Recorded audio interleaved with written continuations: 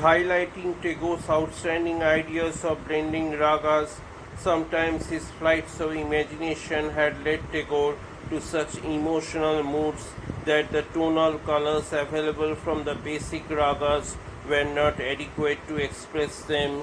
Under such circumstances, he used his artistic liberty to blend ragas. This resulted in masterful combination of some of the known ragas, producing unforeseen melodic shades of the highest artistic order.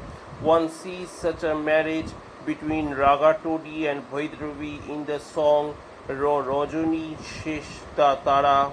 Another unparalleled confluence of Bahar and Basant is noted in the song Ami Tomari Songe. However, in context of this discussion, it can be mentioned that both of these songs have provided potent ideas not only towards framing beautiful bandishes but also creating new kinds of blended ragas. It is a known fact that the classical musicians over all ages and centuries have derived musical ideas from classical as well as non-classical sources.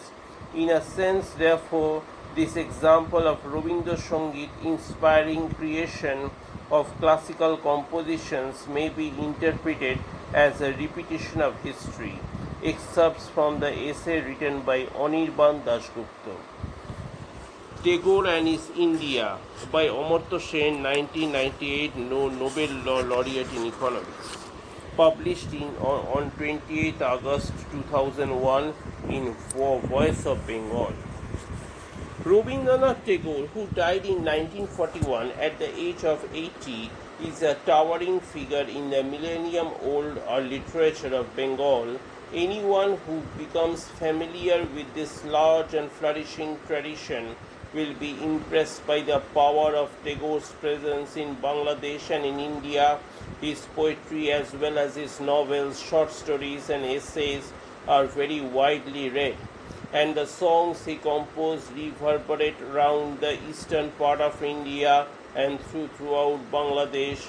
In contrast, in the rest of the world, especially in Europe and America, the excitement that Tagore's writings created in the early years of 20th century has largely vanished.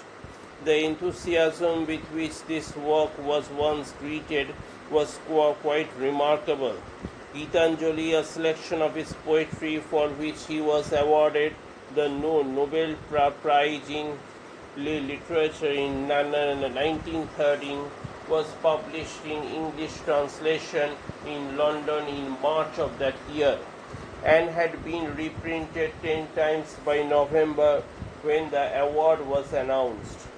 The contrast between Tagore's commanding presence in Bangla literature and culture and his near total eclipse in the rest of the world is perhaps less interesting than the distinction between the view of Tagore as a deeply relevant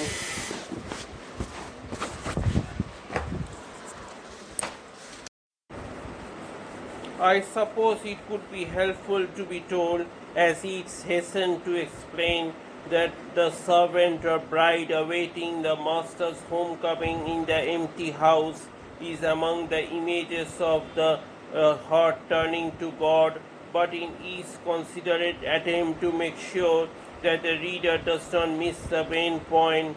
Something of the enigmatic beauty of Bengali poem is lost, even what survived the antiquated language of English translation.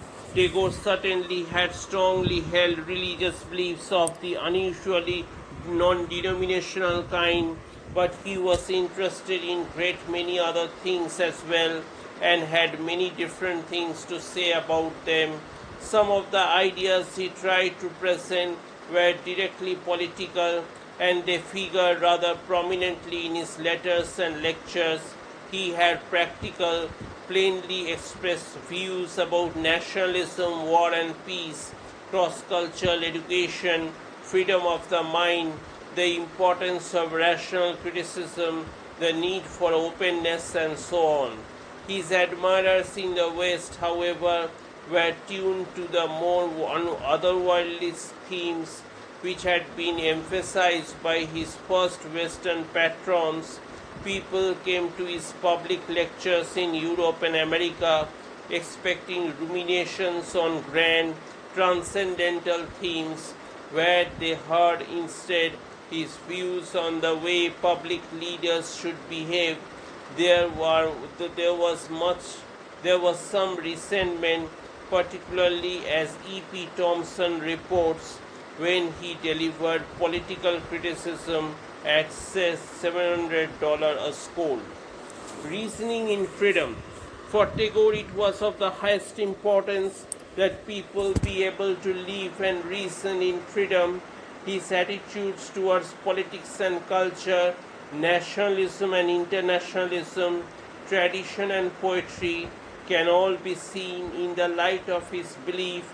Nothing perhaps expresses his values as clearly as a poem, Gitanjali, where the mind is without fear and the head is held high, where knowledge is free, where the world has not been broken up into fragments by narrow domestic walls, where the clear stream of reason has not lost its way into the dreary desert sand of dead habit, into that heaven of freedom. My father, let my country awake.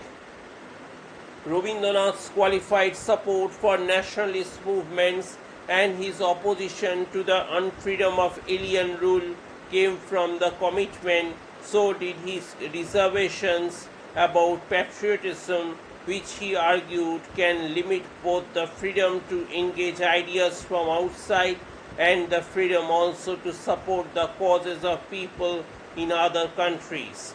Rabindranath's passion for freedom underlies his firm opposition to unreasoned traditionalism, which makes one a prisoner of the past, lost, as he put it, in the dreary desert of sand of dead habit. Tagore illustrates the tyranny of the past in his amusing yet deeply serious parable Kartar Bhoot, the ghost of the leader. As the respected leader of an imaginary land is about to die, his panic-stricken followers request him to stay on after his death to instruct them on what to do. He consents, but his followers find their lives are full of rituals and constraints on everyday behavior and are not responsive to the world around them. Ultimately, they request the ghost of the leader